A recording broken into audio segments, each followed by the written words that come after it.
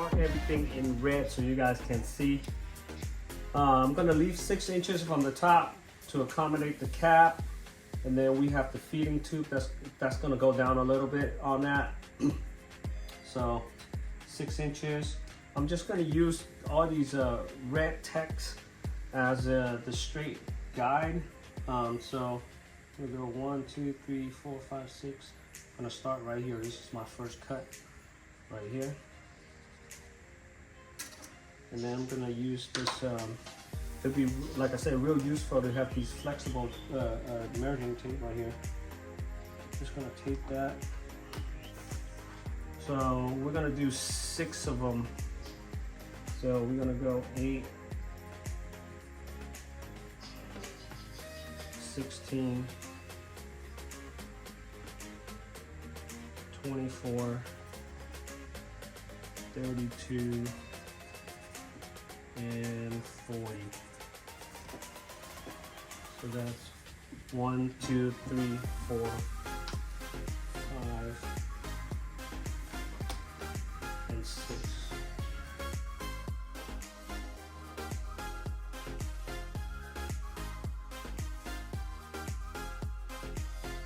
I have 6 markings for 6 potholes. 1, 2, 3, 4, 5, 6, and then on the complete opposite side of that, it's going to be 1, 2, 3, 4, 5, 6. Now I'm going to stagger the other rows, so it's going to sit right between the first 2 rows. So because we left 6 inches from the top, and then between these 2 marking or 4 inches, it's gonna be 6 inch plus 4 inch for a total of 10 inches. So that's where I'm gonna make the first mark for my staggered row. So 10 inches down. Right there. This is gonna be my first.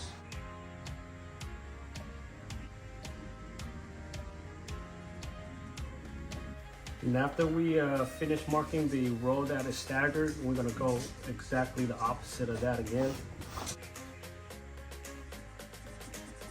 Then you can make a template that's 3 inches long, and then you can trace it over those dots.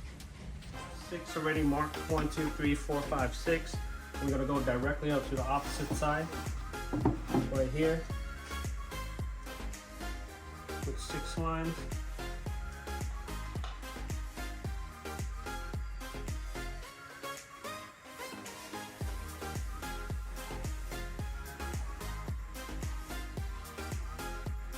And these are just guidelines.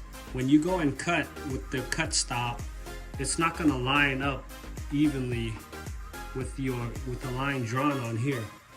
It'll be close, but it's not gonna be exact. So the stop is what's gonna make everything even.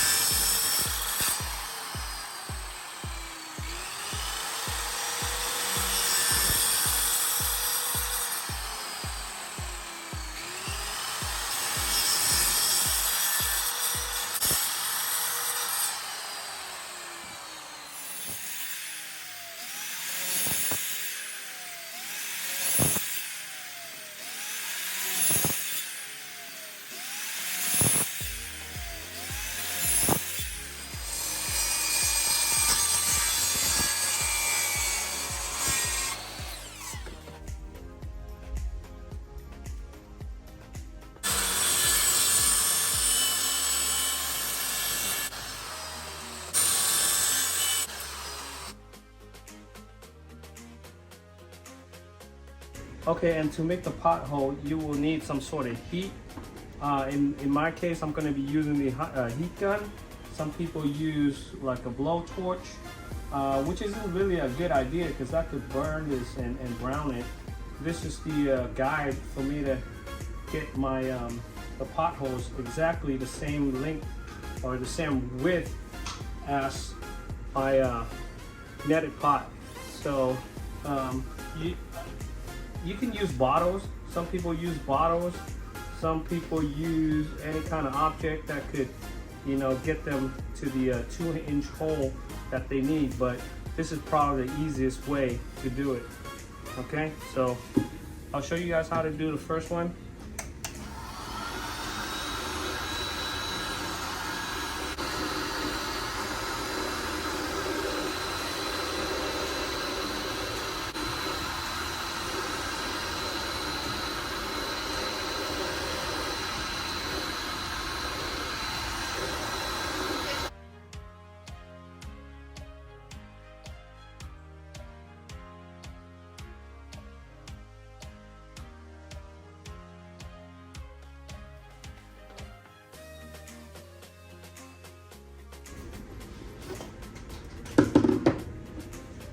Pretty much it.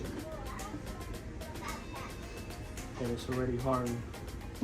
If you want to move very quickly, you may just need a some sort of like towel, some wet towel with cool water that will cool it, you know, very rapidly. So yeah, I think I'm gonna go ahead and do that.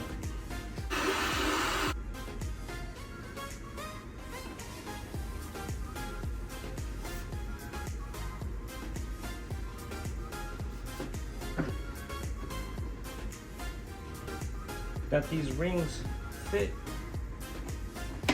from time to time, so that way you don't have to recut them if needed.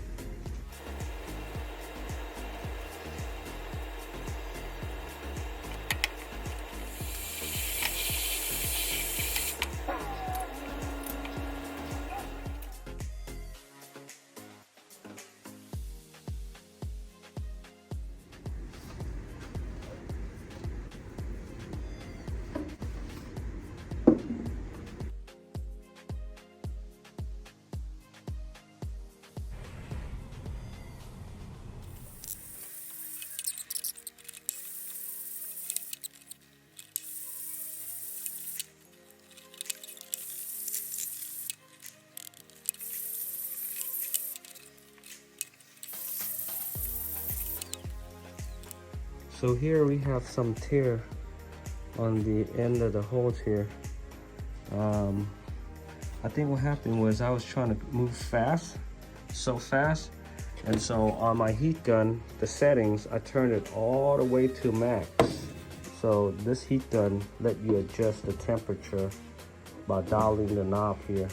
I think I had it on max, and I was moving so fast, and it basically made rips on here.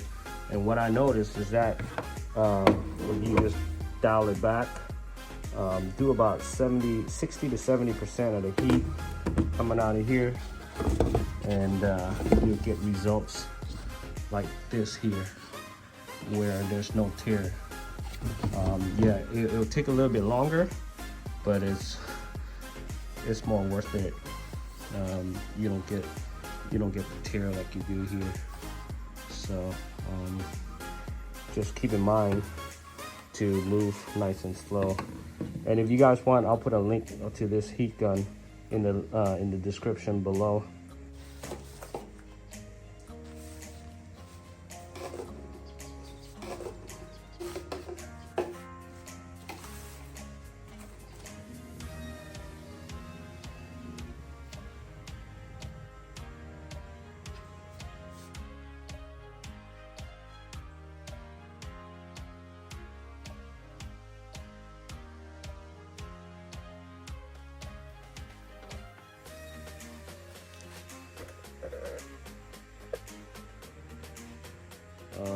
Gonna insert